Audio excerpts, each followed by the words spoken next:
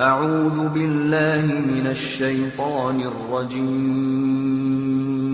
بسم الله الرحمن الرحيم. Sayyidina Umar bin Khattab di tempat yang jauh, pasukannya di dalam peperangan, yang memimpin pasukan namanya Sariyah.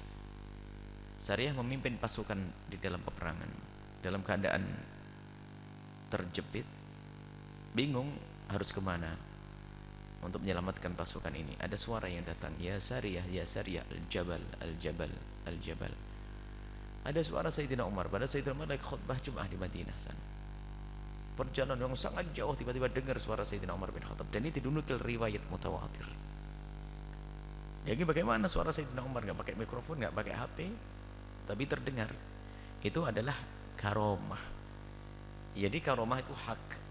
Karomah itu adalah benar. Yang gak benar adalah orang ngaku-ngaku.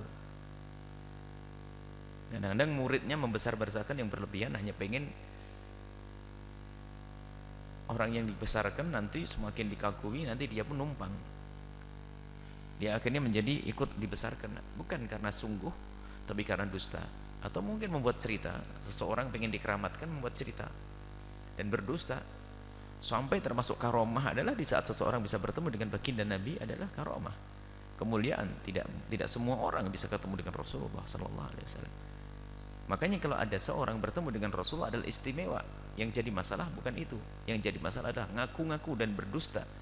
Setiap malam Senin ketemu Rasulullah, setiap malam Jumat ketemu Rasulullah, padahal dia tidak bertemu Rasulullah, adalah pembohong, pendusta. Dia dustanya nggak main-main atas nama baginda Nabi sallallahu alaihi wasallam. Dan dusta ini juga kadang ada sebabnya. Sebabnya lingkungan yang membuat berdusta. Ini lingkungan membuat berdusta. Lingkungan, dikit-dikit orang ketemu Rasulullah, ngaku-ngaku Rasulullah. Ini mimpi ketemu Rasulullah, ini mimpi ketemu Rasulullah. Dicerita-ceritakan, betul tidaknya belum tahu. Yang lain mikir nih, saya lebih pintar dari dia, saya lebih sering tahajudan dari dia, saya terkenal baca sholawat Senin Kemis, tapi belum ketemu Rasulullah nih.